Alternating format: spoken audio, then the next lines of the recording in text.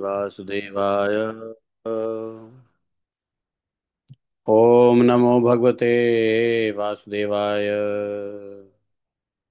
ओम नमो भगवते वासुदेवाय। ओम नमो भगवते वासुदेवाय। ओम नमो भगवते वासुदेवाय।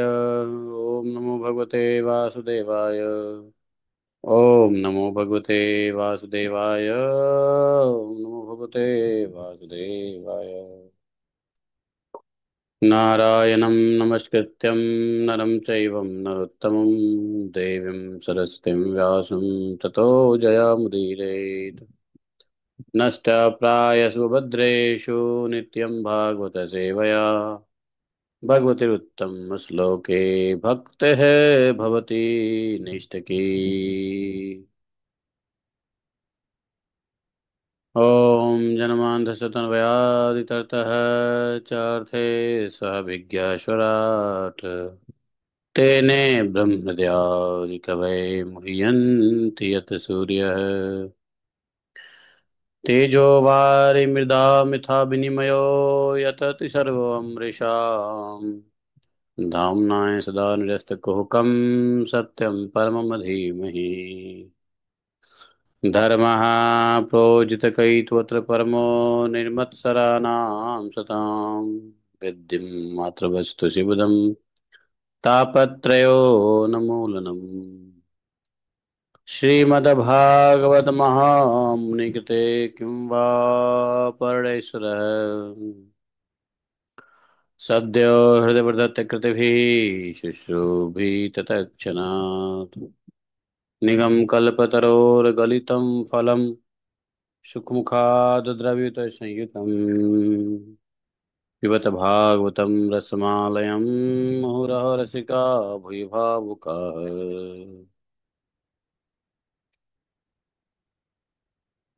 आं सर्वस्य प्रभवो मत्तः सर्वं प्रवर्तते इति मत्वा भजन्ते मां बुधा वा समन्विता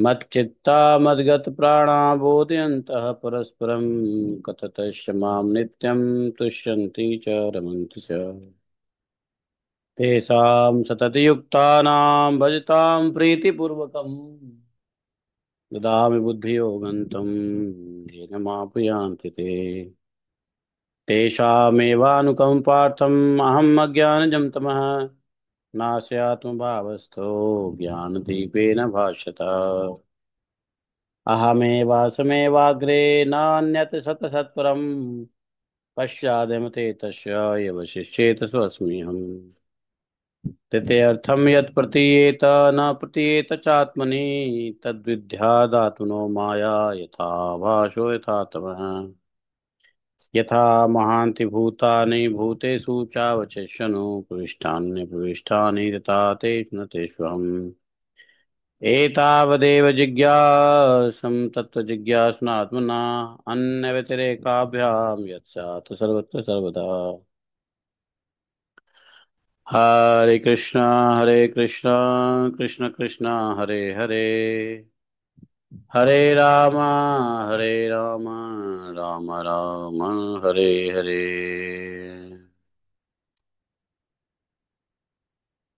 हरे कृष्णा कृष्ण कृष्ण हरे हरे हरे हरे राम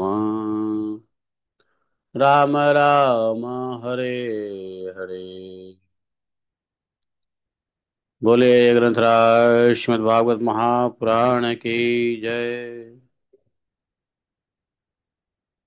श्रील व्यासदेव भगवान की जय। श्रील सुखदेव गोस्वामी महाराज की जय। श्रील प्रभुपाद की जय। अपने अपने गुरु गौरांग की जय। जय जय श्री राधे। आवाज आ रही है? आ रही है। तो आज हम लोग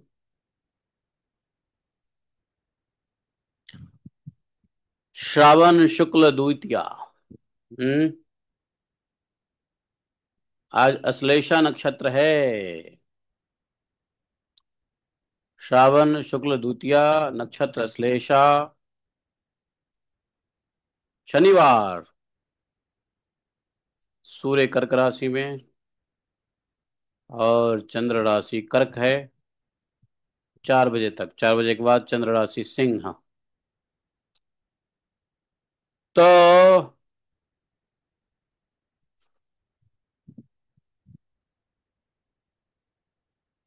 आज हम लोग पढ़ेंगे। आज कुछ भी पढ़ेंगे लेकिन नौवें स्कंद खत्म करेंगे।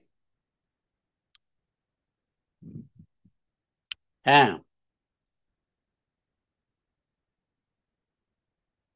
तो सुखदेव जी वंश परंपरा को आगे बढ़ाते हुए कहते हैं कि तस्य पुत्र शतानीको याज्ञवल्क्यात्रयी पठन् अस्त्र अस्त्र ज्ञानम क्रिया ज्ञानम शौनकात् परमेष्यति। सहस्रानीकस्तत्पुत्रः ततश्चैवाश्वमेधसः असीम कृष्णस्तस्यापि केमिचक्रस्तु तत्सुतः गजाह्वये घयते नद्या कौशाम्ब्यां साधुवत्सति उक्तस्ततश्चित्र रथस्तस्मात् कवि रथः सुतः तस्माच्च वृष्टिमांस्तस्य सुषेणो अथ महीपतिः सुनित्थस्तस्य भवितः अन्यचक्षुर्यक्षुखिनलः। ॐ अज्ञानतिमिरान्धस्य ज्ञानाञ्जनशलाकया चक्षुरुन्मीलितं येन तस्मै श्रीगुरवे नमः। श्रीचैतन्यमनोभीष्टं स्थापितं येन भूतले स्वयं रूप कदा मह्यं ददाति स्वपदान्तिकम्। वन्देऽहं श्रीगुरो श्रीपत्कमलं श्रीगुरो न वैष्णवांश्च श्रीरूपं साग्रजातं सगणरघुनाथान्वितं तं सजीवम् साद्वैतं सावधूतं परिजनसहितं श्रीकृष्णचैतन्यदेवं श्रीराधाकृष्णपादान् सहगण ललिता श्रीशाखान्वितांश्च। हे कृष्ण करुणा सिंधो दीनबंधो जगतपते गोपेश गोपिका कांतम राधा कांतम नमोस्तुते। तप्त कांचन गौरांगी राधे वृंदावनेश्वरी वृषभानुसुते देवी प्रणमामि हरिप्रिये। अग्रिमे वाञ्छा कल्पतरुभ्यश्च कृपा सिन्धुभ्य च पतितानां पावनेभ्यो वैष्णवेभ्यो नमो नमः। तो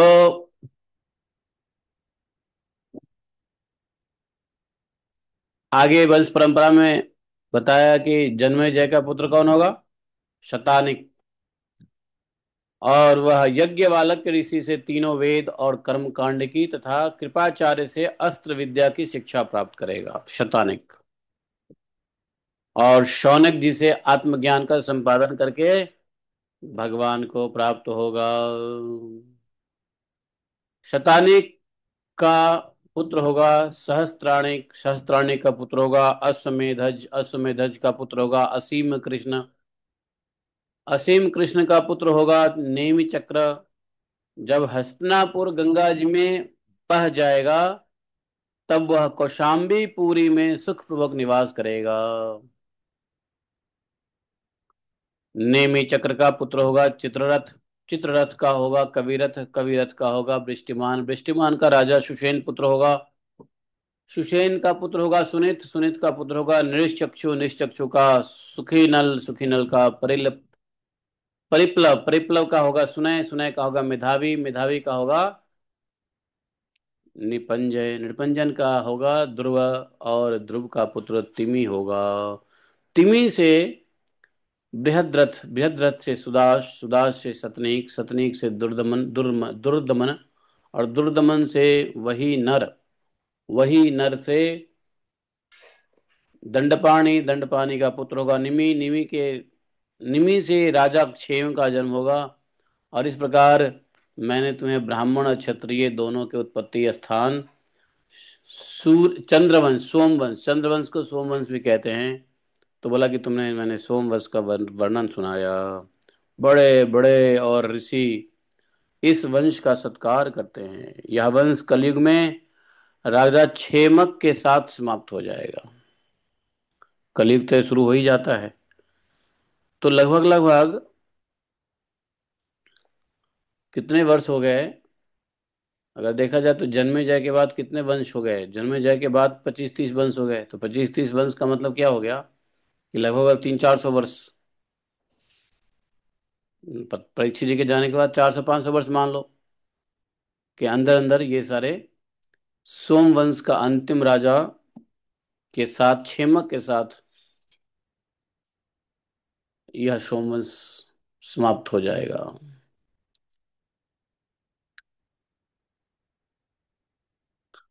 अब कह रहे हैं कि सुनो, मैं भविष्य में होने वाले मगध देश के राजाओं का वर्णन करता हूं। मगध, देखो ये जो मगध देश है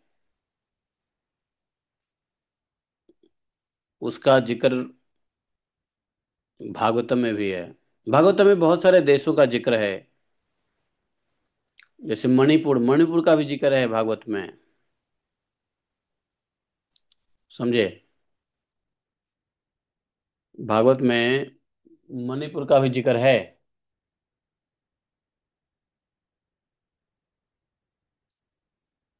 तो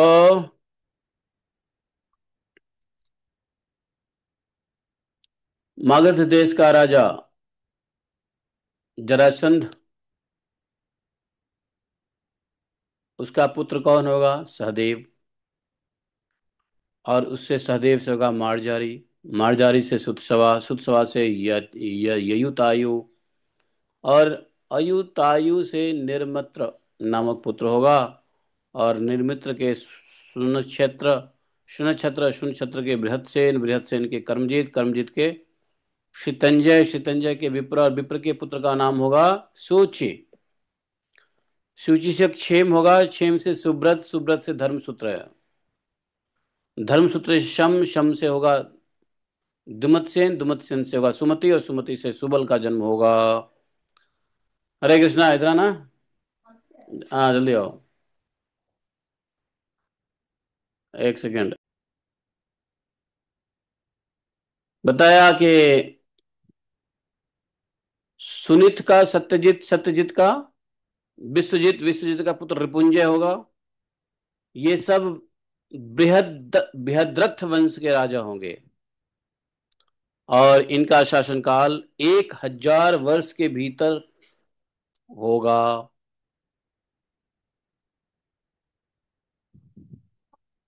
अरे ये सही से लगाओ ना, ये बार बार क्यों बंद हो रहा है, खोल रहा है? ये प्लग को सही से अंदर करो, प्रेस करो। हाँ हो गया, हो गया, हो गया। ये क्या हुआ? उसमें प्रॉब्लम है, लाइट फ्लक्चुएट हो रही है। नहीं तो ये बल्ब क्यों बंद हो गया? डायरेक्ट है क्या? इसको उसमें क्यों लगाया? अरे सुनो जरा, क्या? ये तो बोले ये जो महामना जय, जन्मेजय, जन्मेजय का महाशील, महाशील का पुत्र हुआ महामना। महामना के दो पुत्र हुए, कुशीनर एवं तितिक्षु।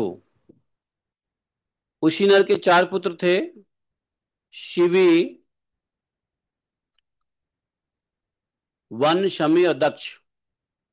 शिवी के 4 पुत्र हुए, वृषाधर, सुवीर, मद्र और केके। कुशीनर के भाई तितिक्षु के पुत्र हुए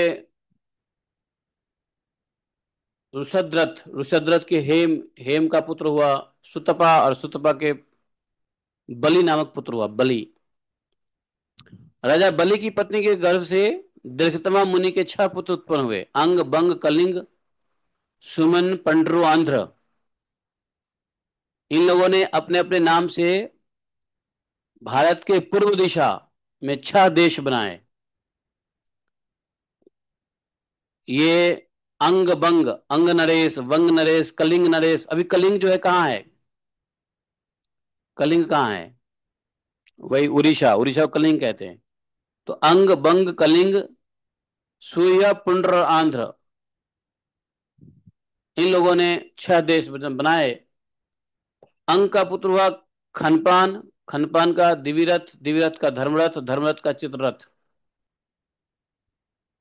यह चित्ररथ ही रोमपाद के नाम से प्रसिद्ध था। इसके मित्र थे अयोध्यापति महाराज दशरथ। रोमपाद जी का कोई संतान नहीं था, इसलिए दशरथ ने उन्हें अपनी शांता नाम की कन्या गोद दे दिया रोमपाद को। शांता का विवाह ऋषिशृंग मुनि से हुआ, और ऋषिशृंग भीमांडक ऋषि के द्वारा हिरणी के गर्भ से उत्पन्न हुए थे। एक बार राजा रोमपाद के राज्य में बहुत दिनों तक वर्षा नहीं हुई थी। तब गणिकाएं अपनी नृत्य, संगीत और वाद्य इत्यादि हाव भाव, आलिंगन और विविध उपहारों से मोहित करके ऋषि श्रृंग को वहां ले आए। किसने कहा कि ऋषि श्रृंग अगर आएंगे, उनके आने से बारिश हो जाएगा।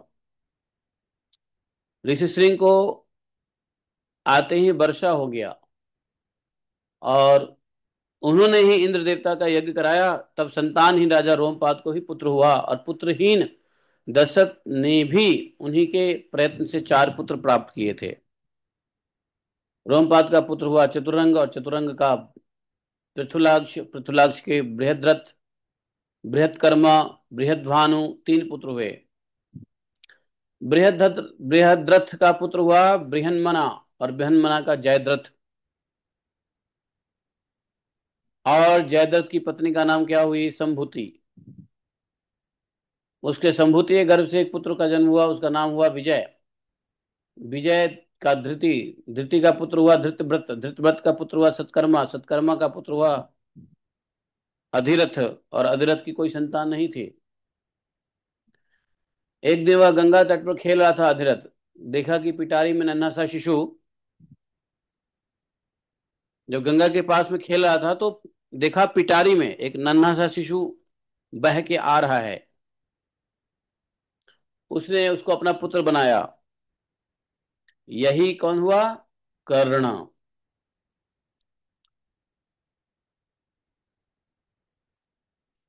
और कर्ण के पुत्र का नाम क्या हुआ? वृषसेन। ययाति के पुत्र द्रुहु से हुआ बब्रू का जन्म, बब्रू का सेतु, सेतु का आरब्ध, आरब्ध का गांधार, गांधार का धर्म, धर्म का धृत, धृत का पुत्र हुआ दुर्मना, और दुर्मना का पुत्र हुआ प्रचेता, प्रचेता के 100 पुत्र हुए। ये उत्तर दिशा में मलक्ष्य के राजा हुए।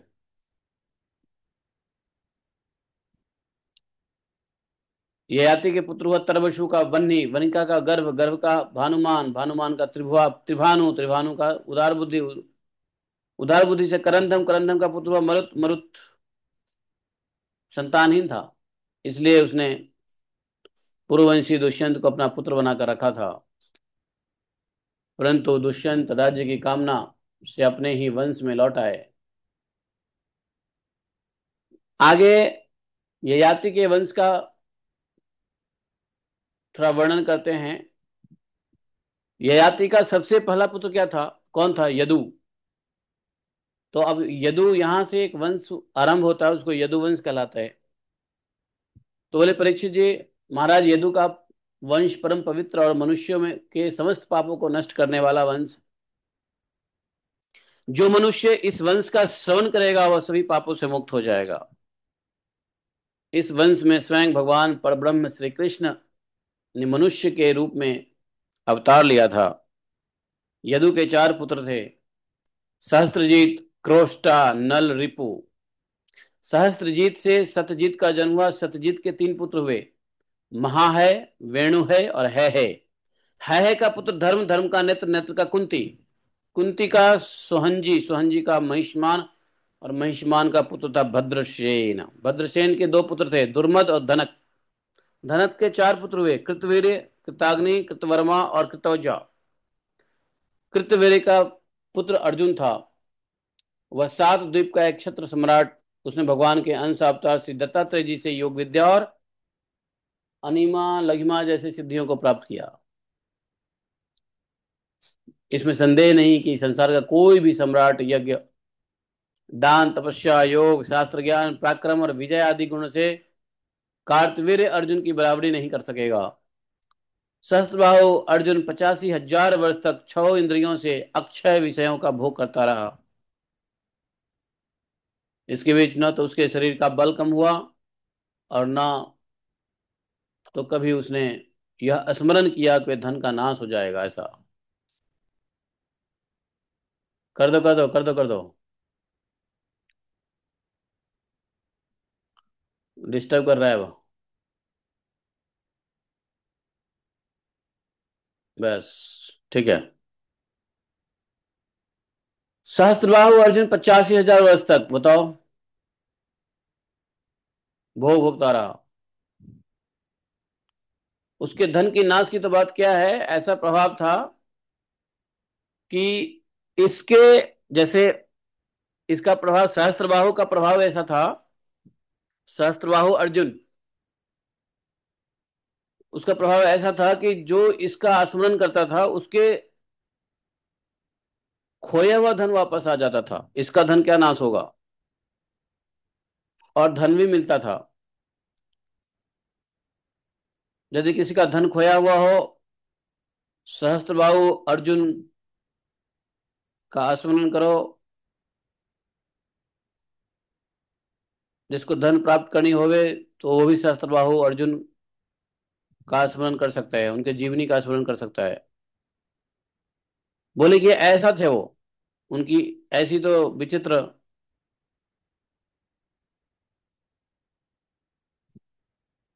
महिमा। सहस्त्रबाहु अर्जुन के कितने पुत्र थे? हजारों। बच्चे कितने? 5। बाकी कहाँ गए? किसने मारा?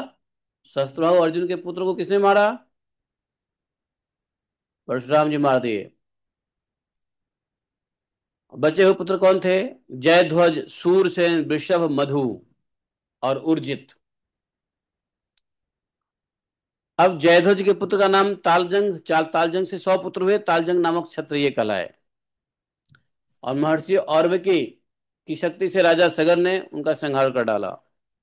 उन सब पुत्र में से सबसे बड़ा था वितिहोत्र। वितिहोत्र का पुत्र मधु हुआ। मधु के 100 पुत्र थे, उनमें सबसे बड़ा था वृष्णि।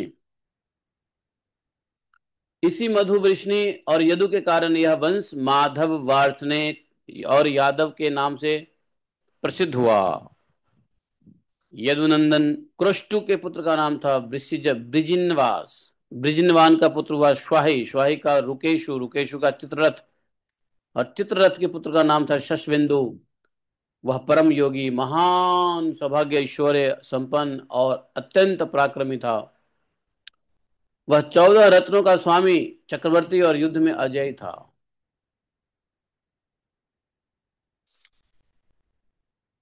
14 रत्न किसको कहते हैं? 14 रत्न, 14 रत्नों का स्वामी। तो 14 रत्न कौन कौन से होता है? 14 रत्न थे उनके पास। 14 रत्न होता है हाथी रत्न, घोड़ा रत्न, रथ रत्न, स्त्री रत्न, बाण, खजाना रत्न, माला, वस्त्र, वृक्ष, शक्ति, पाश, मणि, छत्र और विमान। ये 14 रत्न बताया। ऐसे थे। परम यशस्वी शशविंदु के 10,000 पत्नियां थी। अरे राम रे, 10,000 पत्नियां। उनमें से एक के लाख लाख संतानें हुई। इस प्रकार उससे 100 करोड़ अर्थात 1 अरब संतान उत्पन्न हुई। उसमें पृथुश्रवा आदि 6 पुत्र प्रधान थे। पृथुश्रवा के पुत्र का नाम धर्म। धर्म का पुत्र हुआ उष्णा, और उसने 100 अश्वमेध यज्ञ किए थे। उष्णा का पुत्र हुआ रुचक। रुचक के 5 पुत्र हुए। उसका नाम सुनो, पुरुजित, रुक्म, रुक्मेशु, पृथ और जामक। जामक की पत्नी का नाम था शैब्या। जामक के बहुत दिन तक कोई संतान नहीं हुई थी। फिर भी उसने अपनी पत्नी के भय से दूसरा विवाह नहीं किया। एक बार वह अपने शत्रु के घर से भोजिया नाम की कन्या हर लाया। जब शैब्या ने पति के रथ पर उस कन्या को देखा तो उसकी पत्नी चिढ़ गई और पति से बोली, कपटी, मेरे बैठने की जगह आज किसी और को बिठा के ला रहे हो। जामक ने कहा, यह तुम्हारी पुत्र वधू है। शैब्या ने मुस्कुराकर अपने पति से कहा, अच्छा, मैं तो जन्म से बांझ हूं, मेरा तो कोई पुत्र है ही नहीं। तुम और मेरी कोई सौत भी नहीं है, तो फिर मेरी पुत्र वधू कैसे हुई? जामक ने कहा, रानी, तुमको जो पुत्र होगा उसकी यह पत्नी बनेगी। राजा ज्यामक को इस वचन का विश्वदेव और पितरों ने अनुमोदन किया। फिर क्या था? समय पर शैब्या को गर्भ रहा और बड़ा सुंदर बालक उत्पन्न हुआ, उसका नाम हुआ विदर्भ। और उसी ने शैब्या की साध्वी पुत्र वधु भोज्या से विवाह किया। शादी से पहले लड़की आ गई। तो इस प्रकार से विदर्भ, राजा विदर्भ की भोज्या नामक पत्नी से 3 पुत्र हुए। कुश, कृथ, रोमपाद। रोमपाद विदर्भ वंश में बहुत श्रेष्ठ पुरुष। रोमपाद के पुत्र थे बब्रू, बब्रू का कृति, कृतिका, उशिक, उशिका और उशिका चेदी। राजन, इस चेदी वंश में ही दमघोष और शिशुपाल आदि हुए। देख लो, चेदी। और कृथ, कृथ का पुत्र हुआ कुंती, कुंती का दृष्टि, दृष्टि का निवृत्ति, निवृत्ति का दर्शा, दर्शा का व्योम, व्योम का जिमुत, जिमुत का विकृति, विकृति का भगीरथ, भीमरथ, भीमरथ का हुआ नवरथ और नवरथ का पुत्र दशरथ हुआ। दशरथ हुए शकुनी, शकुनी से करम्बी, करम्बी से देवराज, देवराज से देवछत्र, देवछत्र से मधु, मधु से कुरुवश और कुरुवश से अनु हुए। अनु से पुरुहोत्र, पुरुहोत्र से आयु, आयु से सात्वतात का जन्म हुआ। और परीक्षित जी सात्वतात के 7 पुत्र हुए। भजमान, भजित, दिव्य, वृष्णि, देवावृत और अंधक और महाभोज। भजमान की 2 पत्नियां हुई, उसमें से एक से 3 पुत्र हुए। निम्बलोची, किंकण और धृष्टि। दूसरी पत्नी से भी 3 पुत्र हुए। शताजीत, शास्त्राजीत और अयुताजीत। देवावृत के पुत्र का नाम था बभ्रू। देवावृत और बभ्रू के संबंध में यह बात बताया जाता है कि हमने दूर से जैसा सुन रखा है कि वैसा ही वह निकट से दिखते भी है। बभ्रू मनुष्य में श्रेष्ठ है, देवावृत देवताओं के समान है। यही कारण है कि वह बभ्रू और देवावृत से उपदेश लेकर 14,065 मनुष्य परम पद को प्राप्त कर चुके। सतत के पुत्रों में महाभोज भी बड़ा धर्मात्मा थे। उसी के वंश में भोजवंशी यादव हुए हैं। अब ये वृष्णि, वृष्णि के 2 पुत्र हुए, सुमित्रा और युधाजीत। युधाजीत के शिनी, शिनी, शिनी और अनमित्र, ये 2 पुत्र थे। अनमित्र का, अनमुत्र ने निम्न का जन्मा हुआ। सत्राजित प्रसेन नाम से प्रसिद्ध यदुवंश निम्न के ही पुत्र थे। और अनमित्र का एक पुत्र था, और पुत्र था जिसका नाम था शिनी। शिनी से ही सत्यक का जन्म हुआ। इसी सत्यक के पुत्र युधान थे जो सात्विकी नाम से प्रसिद्ध हुए। सात्विका का जय, जय कुणी, कुणी का पुत्र युगंधर हुआ। और अनमित्र के तीसरे पुत्र का नाम था वृष्णि। वृष्णि के 2 पुत्र हुए, सफलक और चित्ररथ। सफलक की पत्नी का नाम था गांधनी और उनमें सबसे श्रेष्ठ अक्रूर के अतिरिक्त 12 पुत्र उत्पन्न हुए। बोले कि अक्रूर तो थे ही, लेकिन अक्रूर के अलावा भी 12 पुत्र थे। आसंग, सारमेय, मिदुर, मृदुविद, गिरि, धर्मवृद, सुकर्मा, चित्रोपेक्ष। अक्रूर के 2 पुत्र हुए। चित्रोपेक्ष बाद अरिमर्दन, शत्रुधन, गंधमान, प्रतिबाहु। इसकी एक बहन भी थी, सुचिरा। अक्रूर जी के 2 पुत्र हुए, देववान और उपदेव। सफल के भाई चित्ररथ के पितु विदुरथ। बहुत सारे पुत्र हुए जो वृष्णि वंश के में श्रेष्ठ कहलाए। अब सात्विक के पुत्र अंधक के 4 पुत्र हुए, कुकुर, भजमान, शुचि, कंबल बढ़ी। उनमें से कुकुर का पुत्र वन्नी, वन्वी का विलोमा, विलोमा का कपोत्रमा और कपोत्रमा का हुआ अनु। तंबरू गंधर्व के साथ अनु की बड़ी मित्रता थी। अनु का पुत्र अंधक, अंधक का दुदुम्बी, दुदुम्बी का पुत्र हुआ हरिद्योत, हरिद्योत का पुनर्वसु, पुनर्वसु के आहुक, आहुक नाम का पुत्र और आहुकी नाम की एक कन्या हुई। आहुक के 2 पुत्र हुए, देवक और उग्रसेन। देवक के 4 पुत्र हुए, मालूम है? देवबान, उपदेव, सुदेव, देववर्धन, यही देवक। अब यहां से आगे देवकी। इनकी 7 बहनें भी थी, धृत, देवा, शांति देवा, उपदेवा, श्रीदेवा, देवरक्षिता, सहदेवा और देवकी। सबसे छोटी पुत्र थी देवकी। देवक के 4 पुत्र हुए और 7 पुत्रियां हुई, जिसमें सबसे छोटी देवकी हुई। वसुदेव जी ने इन सबके साथ विवाह किया था। सातों के साथ वसुदेव जी ने विवाह किया। उग्रसेन के 9 लड़के हुए। दूसरे साइड कंस, सुनामा, न्यग्रद, कंक, शंक, सुहु, राष्ट्रपाल।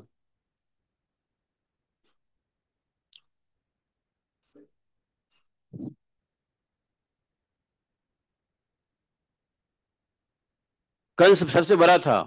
सृष्टि तुष्टिमान 2 छोटे थे, 9 लड़के में। उग्रसेन की 5 बेटियां भी थी।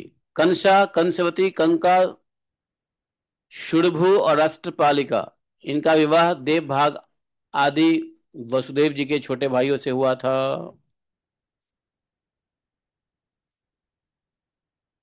देखो, चित्ररथ के पुत्र विदुरथ के पुत्र सूर, सूर के पुत्र भजमान, भजमान के पुत्र शिनी, शिनी के स्वयंभोज, और स्वयंभोज से हृदिक हुए।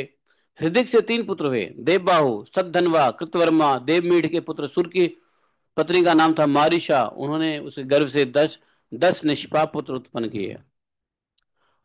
अब ये 10 पुत्र कौन हुए?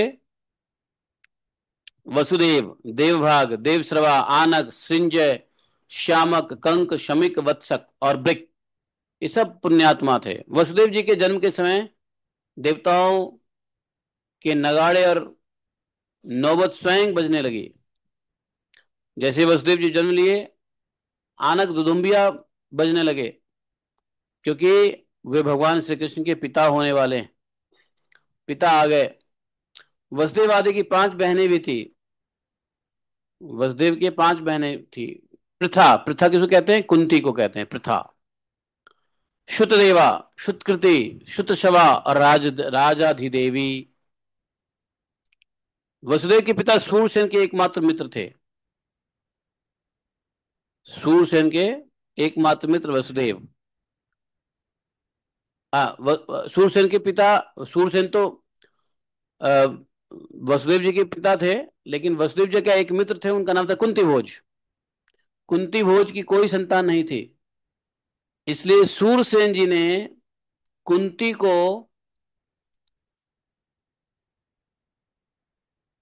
जो सबसे बड़ी कन्या थी उसको गोद दान दे दिया, गोद दे दिया कुंती भोज।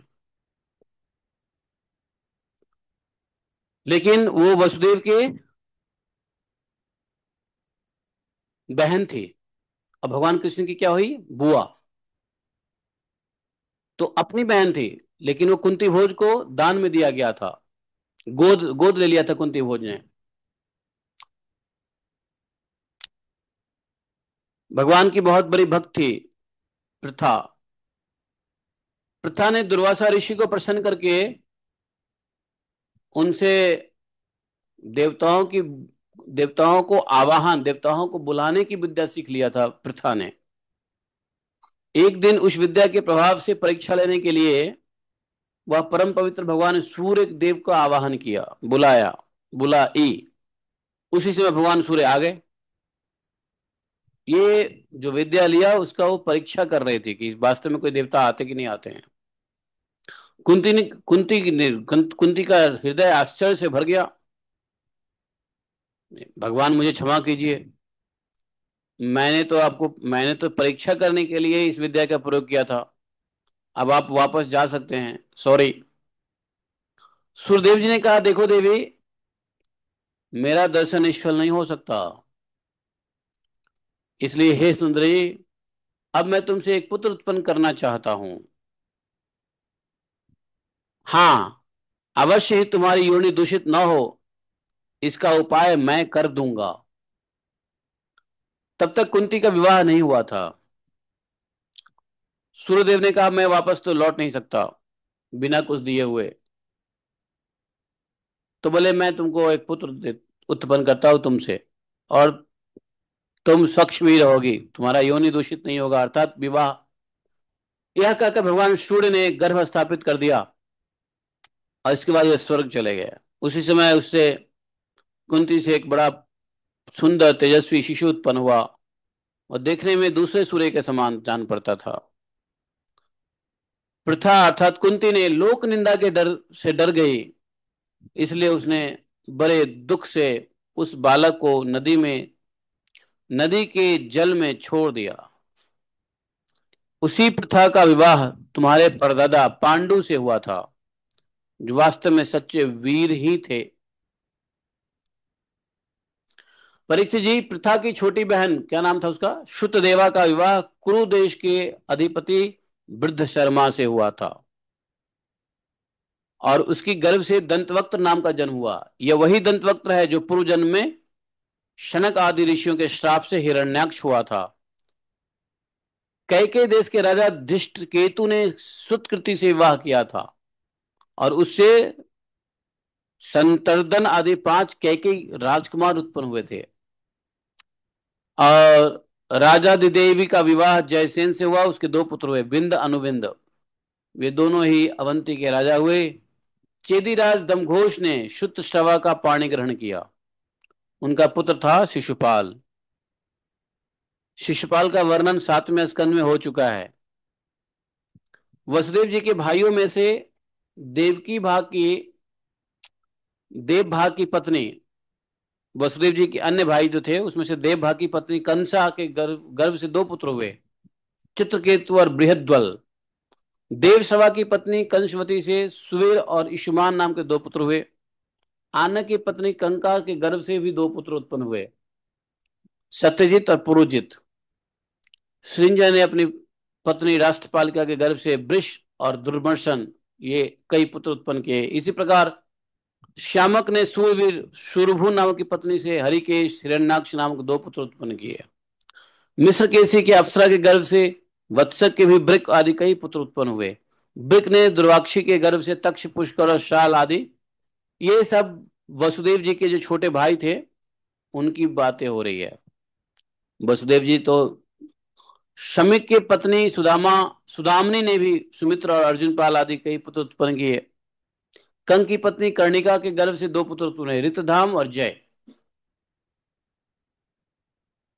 आनक दुदुम्बी वसुदेव जी की पौरवी, रोहिणी, भद्रा, मदिरा, रोचना, इला, देवकी, बहुत सी पत्नियां थी।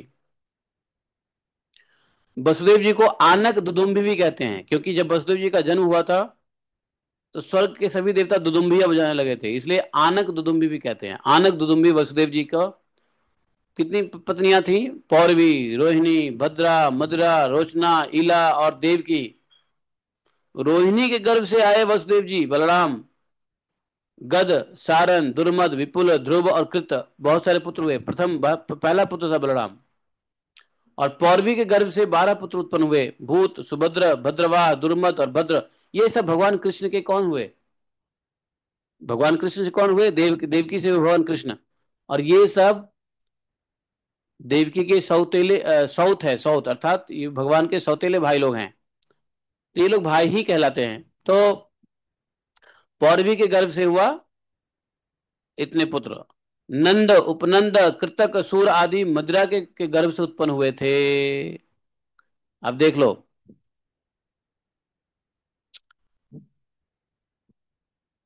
और कौशल्या ने एक ही वंश उजार पुत्र उत्पन्न किया था, उसका नाम था केशी।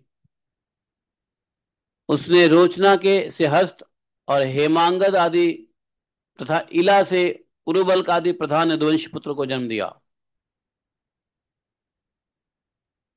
परीक्षित जी, वसुदेव जी के धृतदेवा के गर्भ से, धृतदेवा पत्नी के गर्भ से पृष्ठक नाम का पुत्र, एक ही पुत्र उत्पन्न हुआ। और शांति देवा से श्रम पुत्र उत्पन्न हुआ, 2 पुत्र हुआ, श्रम, प्रतिश्रुत और भी कई पुत्र हुए। उपदेवा पत्नी के पुत्र कल्प वर्ष आदि 10 राजा हुए। और श्रीदेवा के वंशु, हंस, सुवंश आदि 6 पुत्र हुए। अब देवरक्षता के गर्भ से गद आदि 9 पुत्र उत्पन्न हुआ। जैसे स्वयं धर्म ने 8 वसुओं को उत्पन्न किया था, वैसे ही वसुदेव जी ने सहदेवा के गर्भ से पुरु, विश्रुत आदि 8 पुत्र उत्पन्न किए। परमदार वसुदेव जी ने सबसे छोटी देवकी के गर्भ से भी 8 पुत्र उत्पन्न किए। देवकी के भी 8 पुत्र उत्पन्न हुए। 8वें पुत्र का नाम क्या था? 7 के नाम तो है, 8वां कौन है? भगवान स्वयं श्री कृष्ण। तो 7 कौन हुए? कीर्तिमान, सुषेण, भद्रसेन, ऋजु, संवर्धन, भद्र और बलराम जी।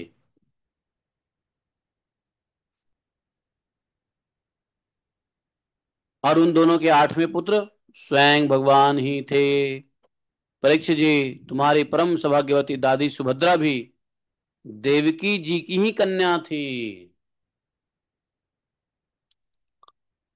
सुभद्रा देवकी की कन्या थी, बेटी थी, जब तो भगवान की बहन हुई। इस प्रकार से बोले कि जब जब संसार में धर्म का ह्रास होता है और पाप की वृद्धि होती है, तब तब सर्वशक्तिमान भगवान श्री हरि अवतार ग्रहण करते हैं। परीक्षित जी, भगवान सबके दृष्टा और वास्तव में असंग आत्मा ही है, इसलिए उनकी आत्मस्वरूपनी योग माया के अतिरिक्त उनके जन्म अथवा कर्म का कोई और भी कारण नहीं है। उनकी माया का विलास ही जीवन, जीव के जन्म, जीवन और मृत्यु का कारण है। जीव जन्म ले या जीव को जीवन मिले या जीव को मृत्यु हो, ये भगवान के माया का विलास है, माया का जाल है। और उनका अनुग्रह ही माया को अलग करके आत्म स्वरूप को प्राप्त करने वाला है। जब असुरों ने राजाओं का भेष धारण कर लिया और कई अक्षौनी सेना इकट्ठी करके सारी पृथ्वी को रौंदने लगे, तब पृथ्वी का भार उद्धार करने के लिए भगवान मधुसूदन बलराम जी के साथ अवतीर्ण हुए। उन्होंने ऐसी ऐसी लीलाएं की जिनके संबंध में बड़े बड़े देवता मन से अनुमान भी नहीं कर सकते, शरीर से करने की बात तो अलग है। ऐसी ऐसी लीलाएं की। बोले कि वो पृथ्वी के भार उतारा, पृथ्वी के भार तो उतारा ही, साथ में कलयुग में पैदा होने वाले भक्तों पर अनुग्रह करने के लिए भगवान ने ऐसे परम पवित्र यश का विस्तार किया जिसका गान और श्रवण करने से ही जीव के दुख, शोक और अज्ञान सब के सब नष्ट हो जाएंगे। उनके यश का क्या, लोगों को है, लोगों को पवित्र करने वाला श्रेष्ठ तीर्थ है। उनका यश क्या है? संतों के कानों के लिए वह साक्षात अमृत ही है। एक बार भी यदि कान की अंजलि से भगवान के कथामृत का आचमन भी कर लिया जाता है तो कर्म की वासनाएं निर्मूल हो जाती है, अर्थात नष्ट हो जाता है। कर्म की वासनाओं का मूल से नाश हो जाता है। परीक्षित जी, बोले भोज, वृष्णि, अंधक, मधु, सूरसेन, दसार, कुरु, संजय, पांडुवंशी वीर निरंतर भगवान की लीलाओं की आदर सराहना करते रहते हैं।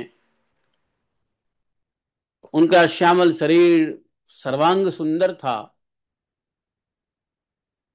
और उन्होंने उस मनोरम विग्रह से तथा अपनी प्रेम भरी मुस्कान, मधुर चितवन, प्रसाद पूर्ण वचन और पराक्रम पूर्ण लीला के द्वारा सारे मनुष्य लोक को आनंद में सराबोर कर दिया था।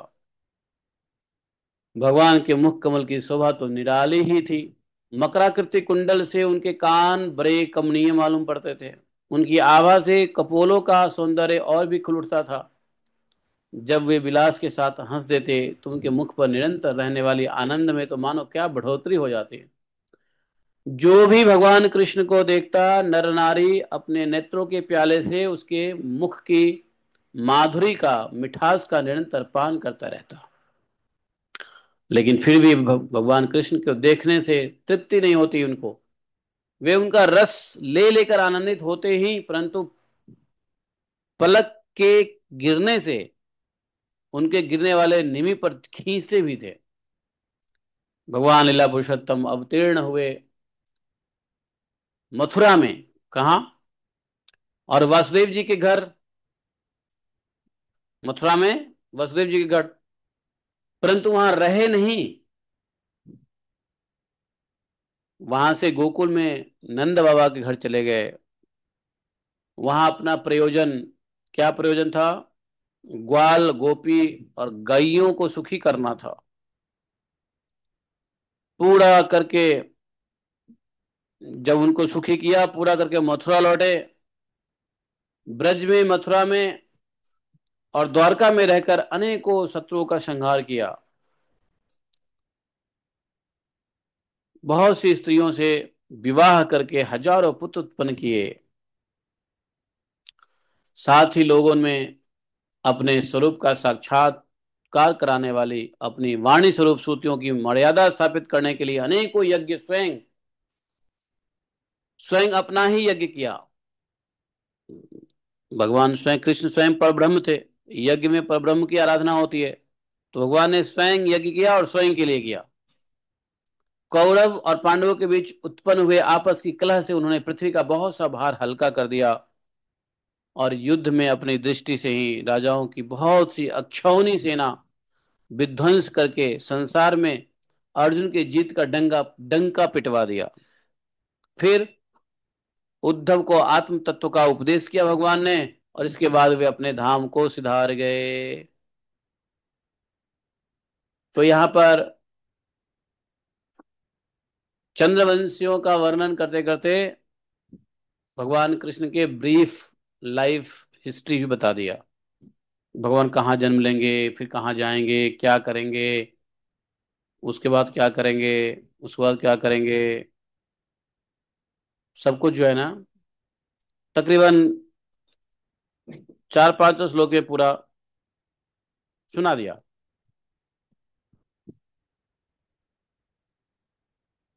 जैसे ही इन्होंने बताया ना भगवान के बारे में, भगवान के लीला वगैरह के बारे में कि इतना जबरदस्त लीला किया, ये किए वो किए, तो इतना सुनने के बाद परीक्षित जी को स्वाभाविक रूप से क्या होना था, आश्चर्य तो होना था। लेकिन आश्चर्य ये भी है कि यहीं पे नौवें स्कंद समाप्त हो गया।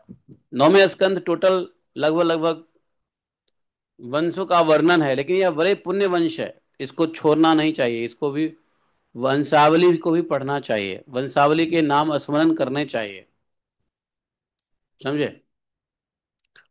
इन वंशों के नाम स्मरण करने से अपने वंश सुधरते हैं, अपना वंश पवित्र होता है। इसलिए बहुत लोग नौवें स्कंद को छोड़ देते हैं, कुछ अधिक लेते नहीं हैं। क्यों? क्योंकि इसमें सिर्फ वंश ही है, इसका बेटा वो, उसका बेटा वो, उसका बेटा वो, उसका बेटा वो, उसका बेटा वो, उसका बेटा वो। एक दो बीच में है ज्ञानवर्धक कथाएं, लेकिन ज्यादातर वंशों का वर्णन है। लेकिन इस वंशों को भी छोड़ने की आवश्यकता नहीं है, ये वंश शुद्ध करने वाले शुद्ध वंश है। इसका एक और प्रयोजन है कि देखिए कौन कहाँ से आया है, कैसे कैसे किस किस प्रकार से पृथ्वी पे सब आए हैं, ब्रह्मा से लेकर के।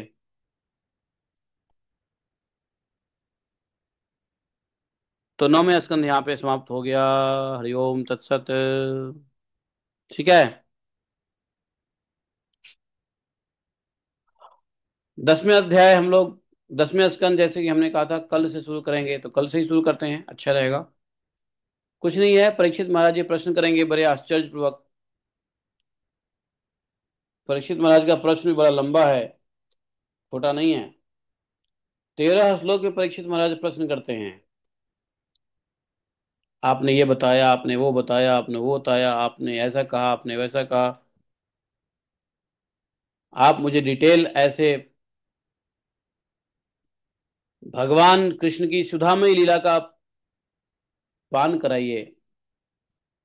उन्होंने बहुत सारे क्वेश्चन किए, भगवान कब तक कहाँ रहे, क्या किया, मथुरा में जाके क्या किया, कैसे कंस को मारा, कृष्ण बलराम, ये वो बहुत सारे प्रश्न करते हैं। 13 श्लोक 10वें स्कंद के प्रथम अध्याय में सिर्फ प्रश्न है, 13 श्लोक। उसके बाद सुखदेव जी कथा आरंभ कर देते हैं भगवान के हैं। लेकिन हमने कहा था 13वां अध्याय हम लोग 10वां अध्याय बाद में करेंगे, ऐसा कहा था ना, हैं। तो इसलिए हम लोग को एकादश अध्याय कल से शुरू करना चाहिए, और 10th कैंटो छोड़ना चाहिए लास्ट के लिए, अंतिम दिन के लिए, अंतिम लाइक आफ्टर 11 and 12। तो कल से 10वां अध्याय नहीं, 10वां स्कंद नहीं, हम लोग एकादश स्कंद पढ़ेंगे। इसमें कहाँ से शुरू होगा? यदुवंशियों को श्राप मिलेगा। तो आप देखो, 9वें स्कंद के अंत तक आपने देखा कि किस प्रकार से उद्धव को आत्म तत्व का उपदेश किया, और इसके बाद भगवान परम धाम को सिधारे। तो भगवान परम धाम को सिधारने से पहले यदुवंश को भी ले गए। तो यदुवंश को कैसे ले गए? ऋषियों से श्राप दिलवा दिया। अब भगवान अपना वाइंड अप कर रहे हैं। वाइंड अप से पहले क्या किया भगवान ने? यहाँ पर आत्म तत्व का उपदेश दिया।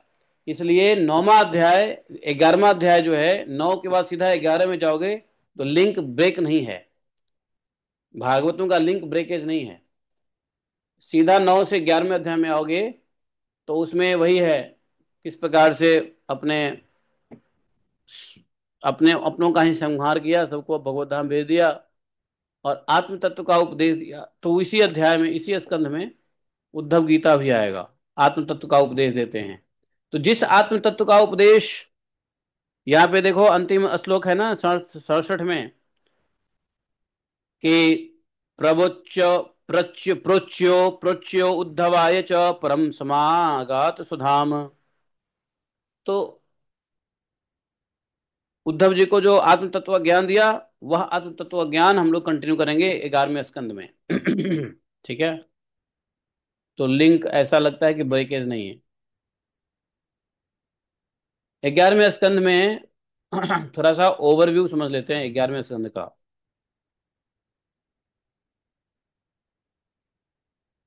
11वें स्कंद का ओवरव्यू ऐसा है, इसके अंदर टोटल कितने चैप्टर है? लगभग लगभग 31 चैप्टर है। इसमें अवधूत उपाख्यान होगा, भगवान के अवतारों का वर्णन होगा, माया माया से पार होने का उपाय बताएंगे, माया से ऊपर होने का क्या उपाय है, भगवान के सभी अवतारों का भी वर्णन होगा, भक्तिहीन पुरुषों की गति और भगवान की पूजा का विधि का वर्णन भी एकादश अध्याय में होगा। जो पुरुष भक्त में नहीं है, जो लोग भक्ति में नहीं है, उसकी क्या गति होगी वो बताएंगे। देवताओं की भगवान, देवता लोग आते हैं भगवान से कहते हैं अब आप अपने धाम चलिए, हो गया आपका काम खत्म हो गया, आप जिस लिए आए थे पृथ्वी पे हो गया। यहाँ पर अवधूत उपाख्यान आएगा, अजगर वाली कहानी आएगी,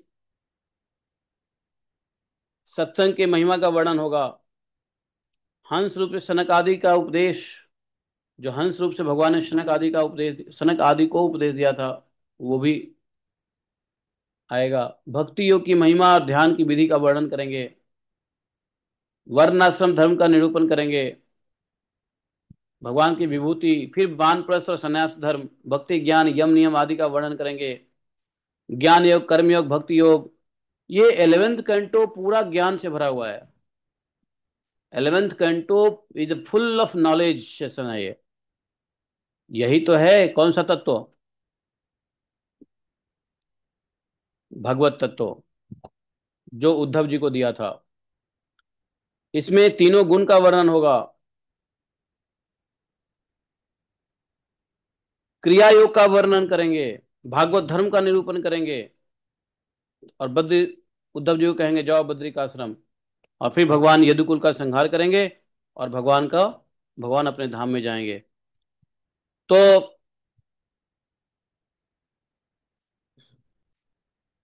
इसी में एकादश स्कंध में ही शुरू में ही नवयुगेश्वर संवाद आएगा। देखो, 11वां स्कंद पूरा बहुत बड़ा ज्ञान सेशन है, इसलिए तैयार हो जाओ ज्ञान लेने के लिए। आत्मज्ञान का उपदेश भगवान ने किया, वही आत्मज्ञान का उपदेश हम लोग सुनने वाले हैं अब 11th कैंटो में। 11th कैंटो बहुत इंपॉर्टेंट कैंटो है ज्ञान के मामले में। अच्छा, उससे पहले भी सबने ज्ञान दिया, लेकिन 11th कैंटो में क्या विशेषता है बताओ? 11th कैंटो से पहले भी ज्ञान तो दिया ही गया। कपिल देव महाराज आए, उन्होंने ज्ञान दिया सांख्य योग का, और भी बहुत लोगों ने ज्ञान दिया। लेकिन फिर एक 11वें स्कंद में जो ज्ञान दिया, इस ज्ञान का क्या मतलब है, क्या विशेषता है? विशेषता यह है कि जो तत्व ज्ञान का जो आत्म आत्म तत्व का जो उपदेश दिया, वो स्वयं भगवान ने दिया। बाकी भगवान के अवतारों ने दिया, लेकिन स्वयं भगवान ने ही दिया यह ज्ञान उद्धव को। तो 11th कैंटो का जो टीचिंग्स है वो डायरेक्ट भगवान से है, ये बहुत बड़ी विशेषता है। इसलिए 11th कैंटो को पढ़ने का मतलब यह है कि डायरेक्ट भगवान के ज्ञान, भगवान से सीधा ज्ञान लेना। ऐसा आत्म तत्व का ज्ञान उद्धव को दिया। और एक और, किस प्रकार से वो अपने धाम को गए, तो वो भी 11th कैंटो में ही है। कि यदुकुल को समेट करके अपने धाम को प्रयाण कर गए, स्वधाम गमन हो गया। तो भगवान के मुंह से बहुत सारी बात सुनने वाले हो।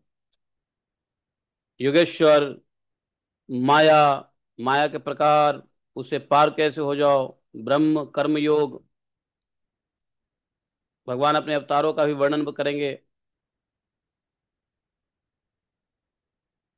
भगवान की विभूतियां भी इसी में आएंगे। ये पूरा 11th कैंटो एक तरीके से क्या है, गीता है। क्या, कौन सी गीता है? उद्धव गीता है। सांख्य योग भी इसमें आएगा। कपिल देव जी बोल गए, फिर भगवान बोलेंगे सांख्य योग के बारे में। हाँ, 11th कैंटो का 24 चैप्टर सांख्य योग ही है। गुण, क्रिया, योग, शास्त्र, ज्ञान, दोष, भक्ति, यम नियम, वानप्रस्थ, आश्रम, धर्म, निरूपण, सभी सिद्धियां, भक्ति योग, ध्यान की विधि, हंस रूप का, हंस रूप में जो उपदेश दिया वो भी, सत्संग की महिमा, कर्म की त्याग की विधि, कर्म की त्याग की विधि, कर्म को कैसे त्याग सकते हो, कैसे हम कर्म को त्यागें, उसकी विधि भी भगवान स्वयं अपने मुखारविंद से करेंगे 11th कैंटो में। हम लोग कर्म को त्यागना चाहते हैं कि नहीं चाहते हैं? नहीं चाहते हैं तो कोई बात नहीं, करते रहो। लेकिन जो कर्म को त्यागना चाहते हैं उसके लिए भगवान उपाय बताते हैं कि कर्म को कैसे त्याग करोगे, कर्म त्याग की विधि। भगवान की अगर बात को समझ लिए तो कर्म को त्यागना बहुत आसान हो जाएगा। कर्म को त्याग सकते हो बट विदाउट साइड इफेक्ट। तभी होगा जब भगवान की बातों को समझेंगे। अगर भगवान की बातों को कहे मुताबिक अगर कर्म को त्यागेंगे नहीं तो साइड इफेक्ट हो जाएगा।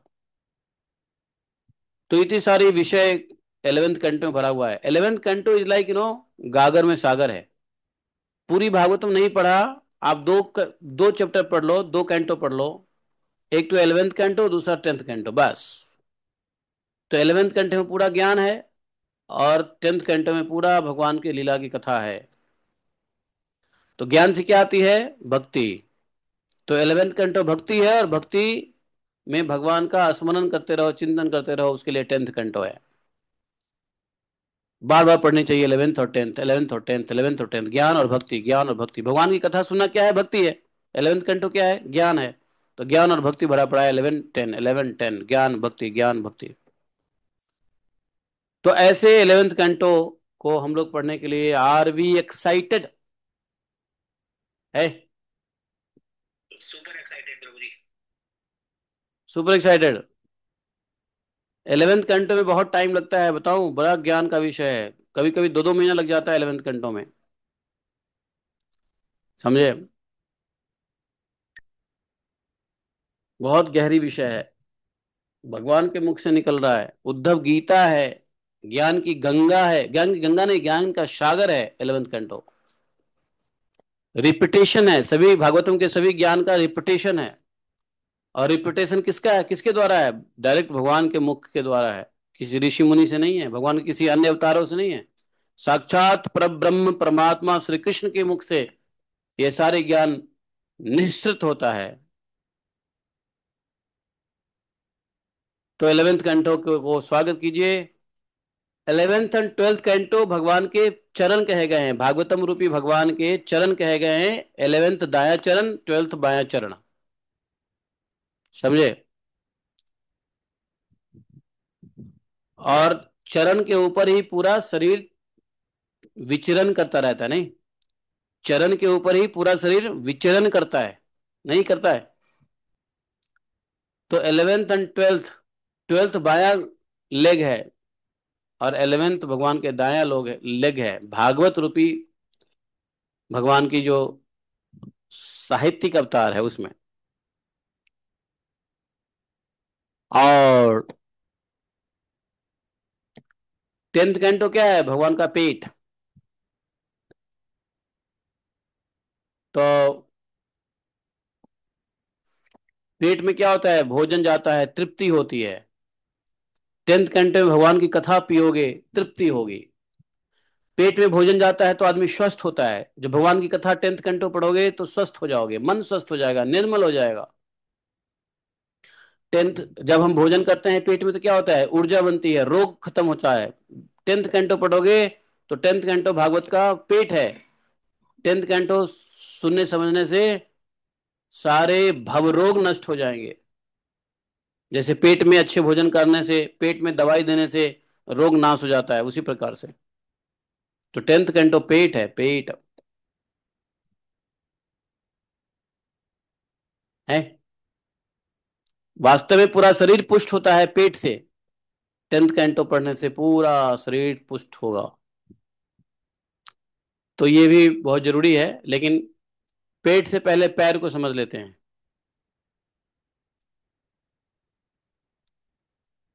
तो इंतजार कीजिए कल से 11th कैंटो का। आज के लिए इतना ही। बोले ग्रंथराज श्रीमद् भागवतम की जय। एकम शास्त्रम देव की पुत्र गीतम एको देवो देव की पुत्र एवं एकम अंतर्ष तस्